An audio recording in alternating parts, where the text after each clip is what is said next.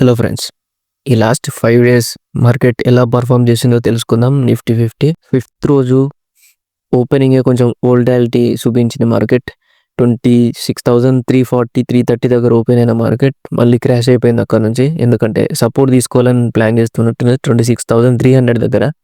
And ఈ సపోర్ట్ని హార్డ్గా బ్రేక్ చేసి కొంచెం వోల్టాలిటీ చూపించింది మార్కెట్. మళ్ళీ రివర్సల్ అయింది 26,270 దగ్గర నుంచి. అండ్ 270 తర్వాత 26,300 మళ్ళీ బ్రేక్అవుట్ ఇచ్చేసి మళ్ళీ వోల్టాలిటీ చూపించింది. సో ఇది ఒక ప్యానిక్ మార్కెట్ వోల్టాలిటీతో. సో ఇందులో మ్యాక్సిమం ట్రాప్ అయ్యే ఛాన్స్ ఉంటుంది. ఎవరైనా పుట్ బయర్స్ కానీ ఉండుంటే స్టాప్ లాస్ పెట్టుకుంటే కొంచెం సేవ్ అయ్యే ఛాన్స్ ఉంటుంది. అండ్ నెక్స్ట్ బ్రేక్అవుట్ ఇచ్చినాక మంచి స్ట్రాంగ్ క్యాండిల్తో మార్కెట్ కొంచెం ర్యాలీ అయింది 26,370 వరకు. 26,300 to 370 దగ్గర వచ్చినాక మంచి మళ్ళీ రియాక్షన్ స్టార్ట్ అయింది. ఎందుకంటే కాలువ బిల్డప్ స్టార్ట్ అయింది. అప్పుడే సపోర్ట్ అనేది స్ట్రాంగర్గా బిల్డ్ అయింది 26,200 అండ్ 26,300 దగ్గర. కానీ రెసిస్టెన్స్ 26,400 దగ్గర మళ్ళీ బిల్డప్ అవ్వడం స్టార్ట్ అవ్వడంతోనే మళ్ళీ 300 దగ్గర కూడా రెసిస్టెన్స్ కొంచెం స్ట్రెంథనింగ్ అవ్వడం స్టార్ట్ అయింది. అందుకే చూడండి ఇక్కడ 3 times మార్కెట్ వేలాలని ట్రై చేసి రియాక్షన్ తీసుకుంది. అండ్ ఇది ఫస్ట్ టైం, ఇది సెకండ్ టైం మళ్ళీ హార్డ్ రియాక్షన్ తీసుకుంది. అయినా మళ్ళీ బయర్స్ అనే వాళ్ళు యాక్టివేట్ అయ్యారు, ఇంకా ప్రెషర్ పెట్టారు, అయినా మళ్ళీ రియాక్ట్ అయిపోయింది. సో థర్డ్ టైం రియాక్షన్తో మార్కెట్ ఇక్కడ క్యాండిల్లో ఎంటర్ అయిపోయినా మనకి మంచి సెటప్ ప్లాన్ దొరుకుతుంది. అండ్ ఇక్కడ మళ్ళీ వోల్టాలిటీ స్టార్ట్ అయింది ఇదే రేంజ్లో ఒక 26,320 to 26,350 వరకు. ఈ వోల్టాలిటీ తర్వాత మళ్ళీ మార్కెట్ ఇంకా స్ట్రాంగ్గా 26,400 బిల్డ్ మళ్ళీ క్రాష్ స్టార్ట్ అయింది. అక్కడ నుంచి 26,300 మళ్ళీ బ్రేక్ డౌన్ ఇచ్చేసింది. ఎప్పుడైతే ఈ కీ లెవెల్ ఎక్కడైతే ఇంత స్ట్రాంగ్గా బ్రేక్ ఇచ్చింది కదా సపోర్ట్ తీసుకొని, మళ్ళీ అదే సెటప్ మీద 26,300 లెవెల్ని బ్రేక్ డౌన్ చేసింది. సో ఇది బ్రేక్ చేసినాకనే మళ్ళీ టెస్ట్ చేయడానికి ప్లాన్ చేసి మార్కెట్ 26,300ని ఒక 1 time అలా టెస్ట్ చేసి మళ్ళీ రిజెక్ట్ అయిపోయింది. సో ఇంకో type of signal, break down కాకుండా టెస్ట్ చేసి మళ్ళీ రిజెక్ట్ అయింది కాబట్టి మంచి క్రాష్ కనబడుతుంది. 26,200 వరకు నియర్లీ వెళ్ళి మళ్ళీ అక్కడ నుంచి ఒక సపోర్ట్ అనేది ఫామ్ అయింది 26,200 దగ్గర నుంచి మళ్ళీ రివర్స్ అయింది. సో ఎప్పుడైతే మార్కెట్ టైప్ ఆఫ్ ఫేస్కి వెళ్తుందో నేను చాలాసార్లు ఎక్స్ప్లెయిన్ చేశాను. ఎప్పుడైతే మార్కెట్ స్టార్టింగ్ కూడా చూపించవచ్చు, లాస్ట్ ఎండింగ్ అయినా అని. కొన్ని విషయాల్లో కొన్ని న్యూస్ ఆర్టికల్స్లో మార్కెట్ అనేది రివర్సల్ అవ్వడం కానీ మళ్ళీ సైడ్ వేస్ కానీ, సో అదొక టైప్ ఆఫ్ ఫేస్ నుంచే యాక్టివేట్ అవుతాయి. సో స్టార్టింగ్ ఫేస్లో ఏం జరిగిందంటే వోల్టాలిటీ అయింది. స్టార్టింగ్ 5-minute క్యాండిల్లోనే మార్కెట్ 26,360-70 వరకు వెళ్ళి మళ్ళీ కిందికి వచ్చి మళ్ళీ న్యూట్రల్గానే 5-minute క్లోజింగ్ అయింది స్టార్టింగ్ అది. అండ్ దీని తర్వాత స్ట్రాంగ్గా ఫాల్ అవ్వడం స్టార్ట్ అయింది. సో ఇక్కడ స్ట్రాంగ్ ఫాల్ అయినా కానీ మళ్ళీ సపోర్ట్ అనేది ఇంకా స్ట్రాంగ్గా బిల్డప్ అయ్యి మళ్ళీ రివర్స్ అయింది. సో ఇది ఒక ఫేస్, ఇది ఇలా వెళ్ళి మళ్ళీ కింద పడడం అనేది ఒక ఫేస్. సో ఫస్ట్ ఫేజ్లోనే ఇంత వోల్టాలిటీతో ఇలా తిరిగిందంటే సెకండ్ ఫేజ్లో అది బ్రేక్ చేసినాక మళ్ళీ రివర్స్ అయ్యే ఛాన్స్ కూడా ఉంటుంది కదా. సో అలా కొన్నిసార్లు జరుగుతుంది, అదొక ప్యాటర్న్స్. సెకండ్ ఫేజ్లో మ్యాక్సిమం అలా వోల్టాలిటీతో రివర్సల్ అవ్వడం కొన్నిసార్లు ఇది జనరల్గా జరుగుతుంది, కామన్గా కూడా జరుగుతుంది. సో కొన్నిసార్లు నెగిటివ్ న్యూస్ ఆర్ పాజిటివ్ హై న్యూస్ కనుక వస్తే సడన్గా అది ఇంకా క్రాష్ అవ్వడం జరుగుతుంది, లేకుంటే ఇంకా స్పైక్ అవ్వడం జరుగుతుంది. సో న్యూస్ని పక్కన పెడితే కామన్ డేస్, జనరల్ డేస్ని చూసుకుంటే మనకి ఇది ఒక సెటప్ స్టార్ట్ అవుతుంది. ఇలా ఎండ్ అయిపోవడం కూడా మంచిగా ఎండ్ అయింది 26,300 వరకు. మార్కెట్ మళ్ళీ రివర్సల్ అయ్యి మళ్ళీ అక్కడ నుంచే రిజెక్ట్ అయిపోయి ఒక 200-150 రేంజ్లో మార్కెట్ ఎక్సిట్ అయిపోయింది, ఎండ్ అయిపోయింది. 6th రోజు సేమ్ క్యాండిల్ స్టార్టింగ్ కూడా ఒక వోల్టాలిటీ క్యాండిల్ పైనకి వెళ్ళినట్టే వెళ్ళి ఓపెనింగ్ కొంచెం వోల్టాలిటీ చూపించి మళ్ళీ డ్రాప్ అయిపోయి మళ్ళీ న్యూట్రల్లో ఫస్ట్ 5-minute ఎక్సిట్ అయిపోయింది క్యాండిల్. అండ్ ఇక్కడ నుంచి డైరెక్ట్ 26,300 దగ్గర సెకండ్ క్యాండిల్ ఉంది కదా 5-minute క్యాండిల్, అక్కడ నుంచి టైప్ ఆఫ్ రియాక్షన్ లాగా తీసుకొని 170-180 అక్కడ వరకు వచ్చి అక్కడ నుంచి రివర్స్ అయింది. స్ట్రాంగ్ సపోర్ట్ ఫామ్ అయినందుకు 26,200 కూడా బ్రేక్అవుట్ ఇచ్చేసింది. అండ్ ఈ బ్రేక్అవుట్ తర్వాత మళ్ళీ నిఫ్టీ రివర్సల్ వచ్చి అక్కడ మళ్ళీ సపోర్ట్ ఏదైనా ట్రై చేసిందేమో. సో ఇంకా స్ట్రాంగ్ బిల్డప్ అవ్వడం వల్ల చూడండి సింగిల్ ఒక 4 candlesలోనే మార్కెట్ 26,280 వరకు వెళ్ళింది 200 నుంచి. సో ఇది ఒక టైప్ ఆఫ్ ఫేస్ అయింది. ఎందుకంటే మళ్ళీ నిన్నటి ఎక్కడైతే లాస్ట్ మూమెంట్లో హై ఇచ్చిందో అక్కడ వరకు వెళ్ళి మళ్ళీ రిజెక్ట్ అయింది. ఇది ఒక సింగిల్ ఒక బేరిష్ క్యాండిల్ చూపించింది కదా. సో ఈ క్యాండిల్ తర్వాత మళ్ళీ క్రాష్ స్టార్ట్ అయింది. ఎందుకంటే రెసిస్టెన్స్ అనేది స్ట్రాంగ్గా బిల్డప్ అయింది కదా. సపోర్ట్ అనేది మార్నింగ్ మాత్రం 26,200. సో ఎర్లీ ఓఐ డేటా చూసినా కానీ మనం కొంచెం కన్ఫ్యూజ్ అవుతాం. సో అందుకే కొన్నిసార్లు ప్యాటర్న్స్ కానీ ఈ బ్రేక్అవుట్స్ కానీ వాటి మీద డిపెండెంట్ అవ్వడం కొంచెం ఈజీ అవుతుంది అప్పుడు మార్కెట్ అనాలిసిస్ని చూసుకుంటే. సో ఇక్కడ నుంచి రియాక్షన్ తీసుకొని మళ్ళీ 26,200 దగ్గర సో సపోర్ట్ ఉంది కదా స్ట్రాంగ్గా.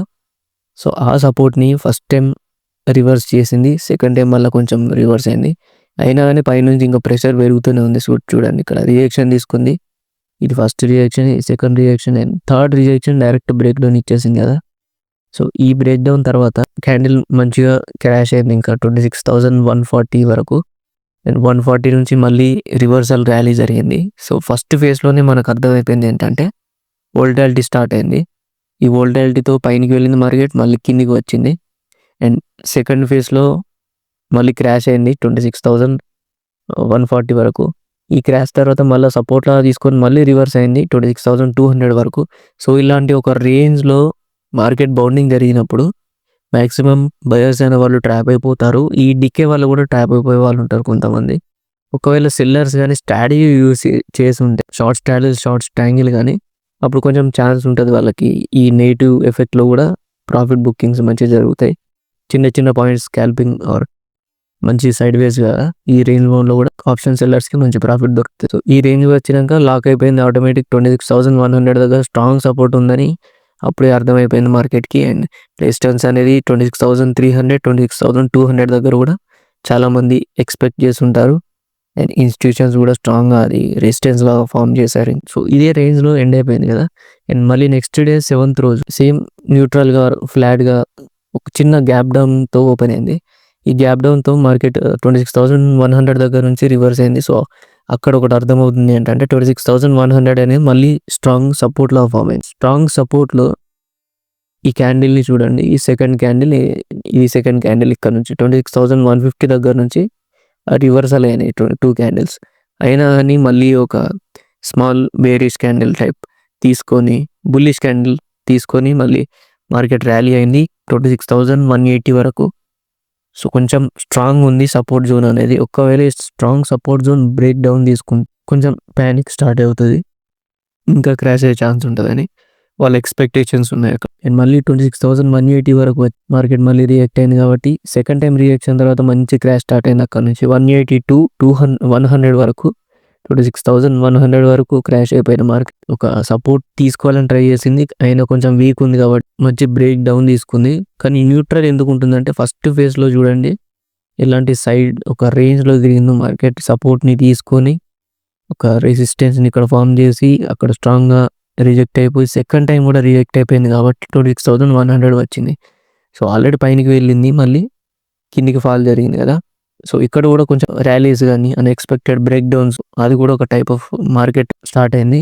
సపోర్ట్ అనేది ఇంకా స్ట్రాంగ్గా కొంచెం స్ట్రెంథనింగ్ ఉండడం వల్ల ఇక్కడ నుంచి పెద్ద సపోర్ట్, స్మాల్ సపోర్ట్ ఉన్నా కానీ అది తిరుగుతూ కొంచెం స్ట్రాంగ్ అయింది సపోర్ట్ జోన్ అనేది. 26,050లో ఉంది, లేకుంటే 26,000 దగ్గర కూడా ఉంది.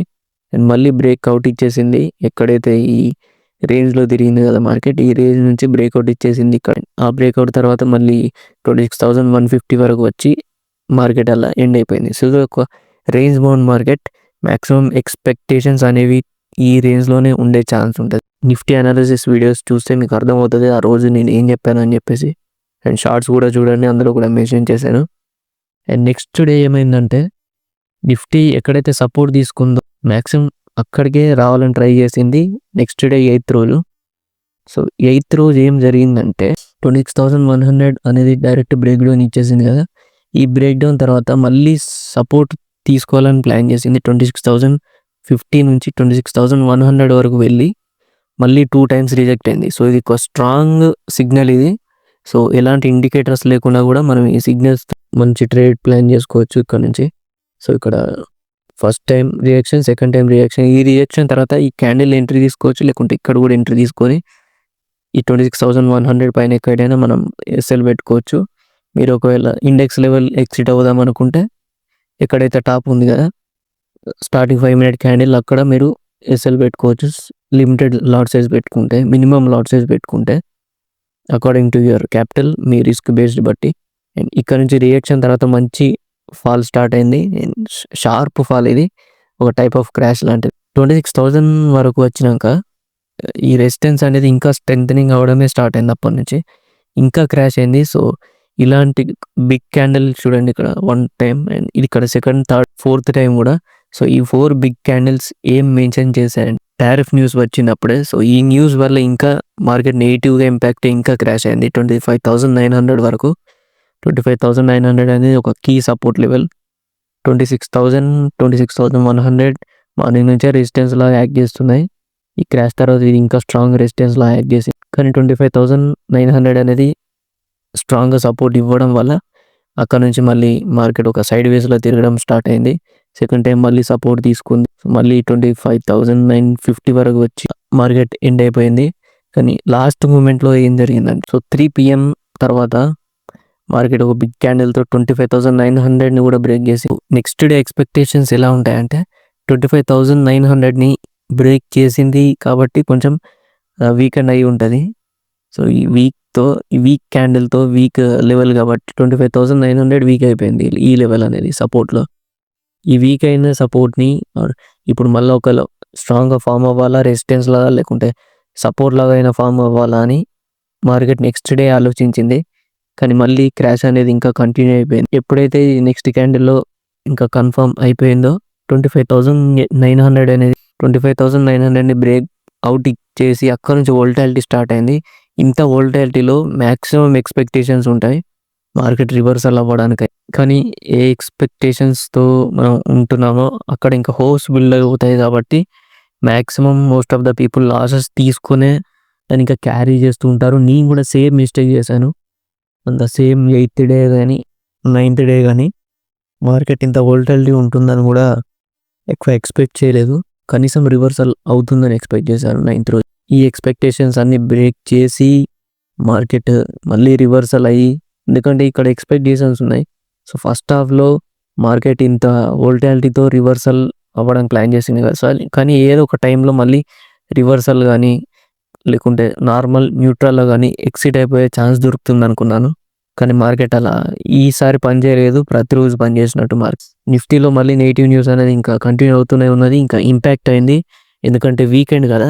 So weekend most of the investors కానీ FIIs కానీ సో నెక్స్ట్ 2 days ఎలా ఉంటుంది, ఏ నెగిటివ్ న్యూస్ వస్తుందని చెప్పేసి అదొక ఫియర్ స్టార్ట్ అవుతుంది. ఆ ఫియర్ వల్ల మార్కెట్ మళ్ళీ వీకెండ్లో ఇలా ఎండ్ అయిపోయింది. 25,900 దగ్గర స్ట్రాంగ్ రెసిస్టెన్స్ ఫామ్ అయింది. మార్నింగ్ చూసుకోవచ్చు ఇక్కడ 2 times రిజెక్షన్. ఇది ఒక టైప్ ఆఫ్ సిగ్నల్. మనం ఇక్కడ ఎంట్రీ కూడా తీసుకోవచ్చు పుట్లో. మంచి ఎంట్రీకి ఎక్సిట్ అయ్యే ప్లాన్స్ కూడా ఈజీగా దొరుకుతాయి. లాస్ట్ మూమెంట్లో కూడా ఎక్సిట్ అయ్యే ప్లాన్స్ ఈజీగా ఉన్నాయి. మంచి ప్రాఫిట్ బుకింగ్ టైం. కానీ చాలామంది మిస్ చేస్తుంటారు ఈ మొన్నటి మార్కెట్లో. 25,800 దగ్గర కూడా బ్రేక్ డౌన్ ఇచ్చేసింది వితౌట్ ఎనీ హెసిటేషన్. ఈ క్యాండిల్లో చూసుకోవచ్చు ఇంత స్ట్రాంగ్గా ఒక మంచి బ్రేక్ తీసుకుంది. ఈ బ్రేక్ డౌన్ తర్వాత ఇంకా ఫాల్ మళ్ళీ స్టార్ట్ అయింది కాబట్టి ఇంకా కంటిన్యూ చేసుకోవచ్చు మనం తీసుకునే ఏ పొజిషన్స్. అండ్ సపోర్ట్ అనేది చాలా వీక్ ఉన్నాయి అప్పటికే, ఎక్కడ సపోర్ట్ లేదు. కింద 25,500 దగ్గర కూడా స్మాల్ సపోర్ట్ అనేది ఉంది. కానీ లాస్ట్ మూమెంట్లో కొంచెం స్ట్రాంగ్గా బిల్డప్ అవ్వడం వల్ల సపోర్ట్ అనేది ఇక్కడ నుంచి మార్కెట్ కొంచెం ఒక రేంజ్లో తిరగడం స్టార్ట్ అయింది. లాస్ట్ 240 తర్వాత మార్కెట్ మళ్ళీ రివర్సల్ అయింది. 25,600 వరకు టచ్ అయిపోయి దాన్ని బ్రేక్ చేయాలని కూడా ట్రై చేసింది. కానీ స్ట్రాంగ్ బయ్యర్స్ ఉండడం వల్ల మళ్ళీ రివర్సల్ అయ్యి 700లో మార్కెట్ ఎండ్ అయిపోయింది. 25,630 వరకు వచ్చి 25,600 ఇక్కడ ఉంది కదా. సో ఈ గ్యాప్ని కొంచెం తీసుకొని మళ్ళీ మార్కెట్ రివర్సల్ అయింది. సో నెక్స్ట్ వీక్లో నెక్స్ట్ మండే రేపు ఎలా ఉంటుందో కొంచెం ఎక్స్పెక్టేషన్స్ పక్కన పెట్టుకొని, న్యూస్ అనేది కూడా పక్కన పెట్టుకొని, డేటా మీద చూసుకొని కొంచెం ట్రేడింగ్ చేయడం బెటర్. నేను కూడా సేమ్ మిస్టేక్ చేశాను.